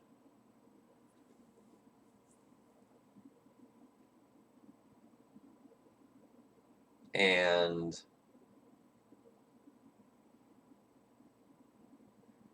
I can consider the land, the Karn, or Regisaur as well. I have 59 right now.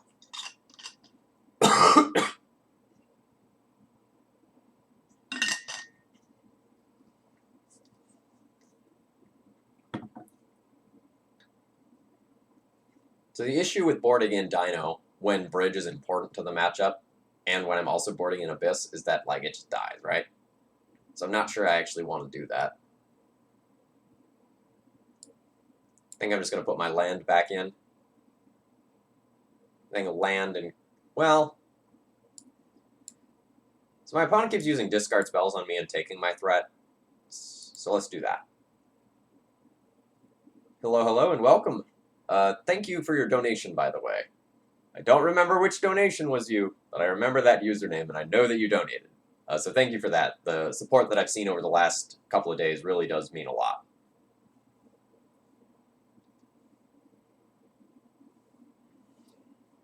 All right, so we're on the draw. We can make a turn 2 Karn as is.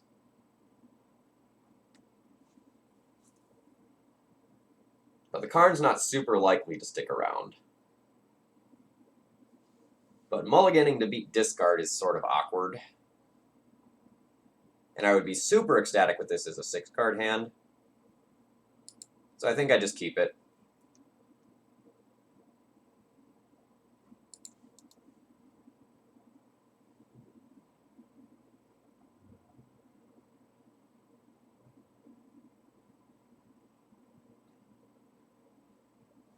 Yeah. So that's probably the end of Karn.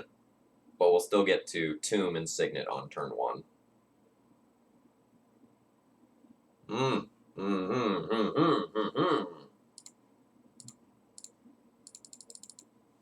So you're telling me there's a chance.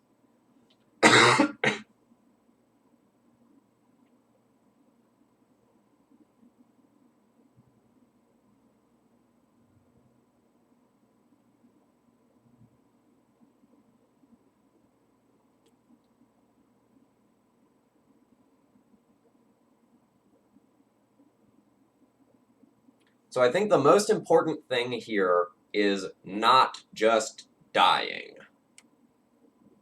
So I don't... Well... So I can just play Spyglass, name Hexmage, probably not die in the next 2 turns. Or I can just play out Leyline and say, you have to combo off and have Right of Consumption this turn, or I kill you with Helm. Unless you have Force of Vigor, then you beat me.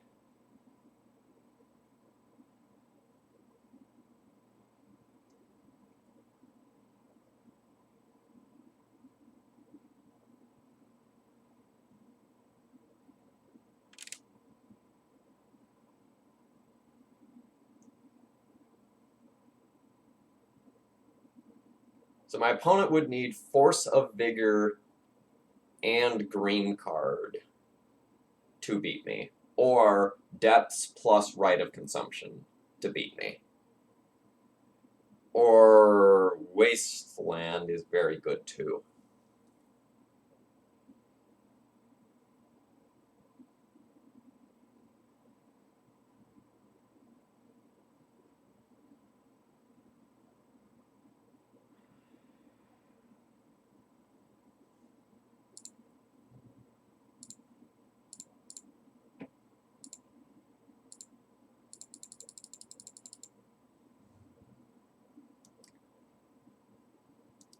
Signets are very inelegant on Magic Online.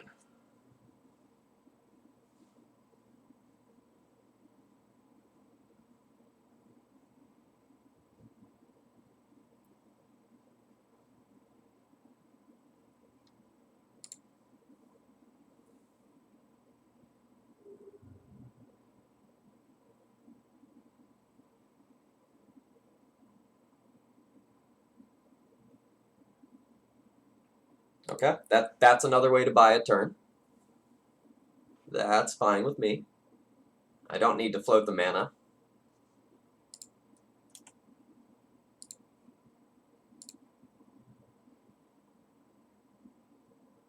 Walking Ballista. You don't say.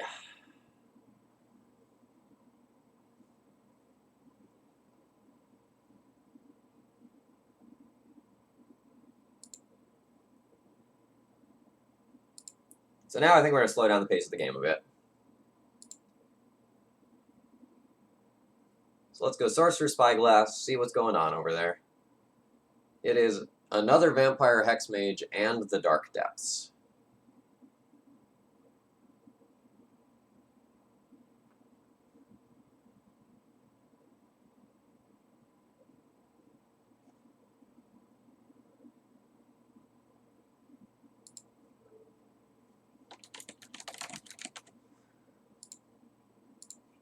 So we will name Vampire Hexmage. I was hoping to name Elvish Reclaimer and just use the Walking Ballista to shoot down the Hexmage, but that's not going to happen.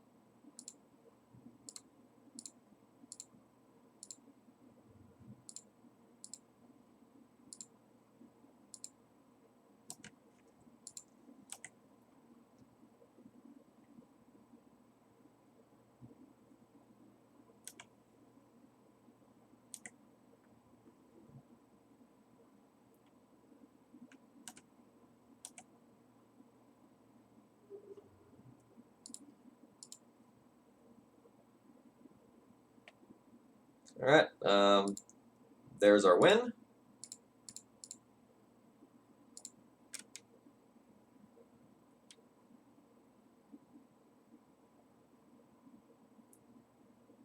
And the crowd goes wild. Yeah, yeah, yeah.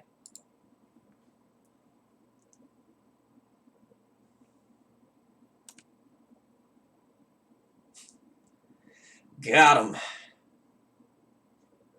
And wouldn't you know it, we do a little bit better than breaking even with Cursed Stompy the second time around. Pretty happy with the results here. Thoughts on the deck list. Leyline Helm, absolutely, unquestionably better than the Sorin Chancellor of the Dross plan that we played last time around with this. Issues with the deck list still. Not convinced that my sideboard plan is awesome. There were a couple of matchups there where we thought about bringing in both Rotting Regisaur and the Abyss at the same time, so that's probably suboptimal. We could consider more things that can give us card draw or card selection, but I think a lot of those things are awkward in this shell.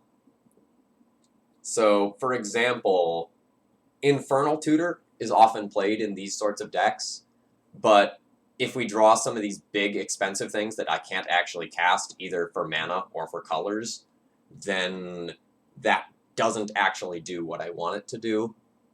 You could try Beseech the Queen, but again, I think that card has its own problems as well. Another issue is that some of the black cards that you could want to play in this shell are awkward with Ancient Tombs and City of Traders. So there's cards like Lily Last Hope, Lily of the Veil, the new Ashiok that prevents searching, those sorts of things that otherwise might be fine in the deck that are just awkward to cast because of mana.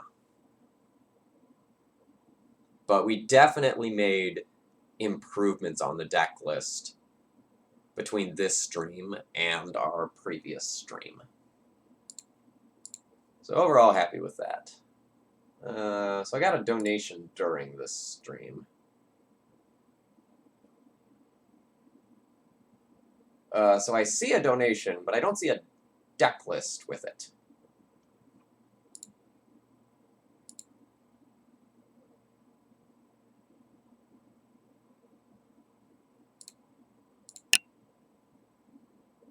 Dealer's choice for something fun. Okay. We can make that work, alright. It's gotta be JD.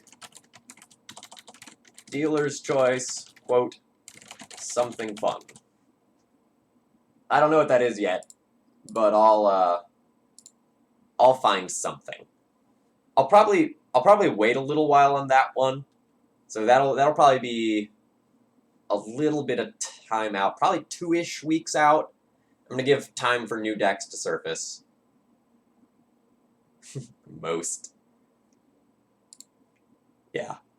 So I'm gonna move those out of streams.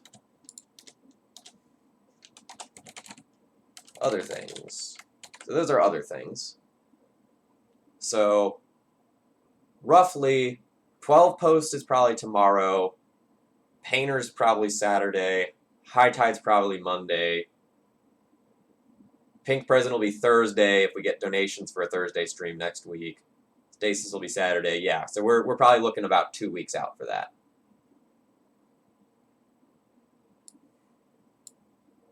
Yeah, and then Sunday or maybe Saturday I have to record the daily D&T for the next week. Been spending all this time playing ridiculous things this week. You know, that'll probably happen in February. Oh, I see. So take my time on that donation. Got it. All right. If I make it through my current queue, I've got some things. Don't you worry. I have ideas. All right, folks. So what? Today's Thursday, right? So previously we did unlock a stream goal for a Friday donation stream. So I will still be streaming tomorrow. So I will be back tomorrow night with some Friday night 12 post. I think I'm gonna have to look at the list and adjust it a little bit, but that shouldn't take too long. I hope you enjoyed tonight. If you are enjoying, please consider following. I really do appreciate the support. I've gotten a lot of love from the Legacy community this week, and I really, really do appreciate it. Always, always welcome. All right, I'm going to go ahead and turn you over to my friend Anurag, who is presumably playing with some Breach. Oh, never mind. I have just gotten raided for 58 people. Anurag, I was just about to raid you. You were the chosen one. I'm going to turn all you new and old viewers over to the Legacy Pit. For those of you who just turned in from Anurag's stream, though, just as an FYI, this stream that I just finished with Legacy Curses is going up on YouTube. It'll be up in about an hour, and it'll probably be pretty hilarious if you're looking for something to fill your time. All right, sending you over to the Legacy Pit.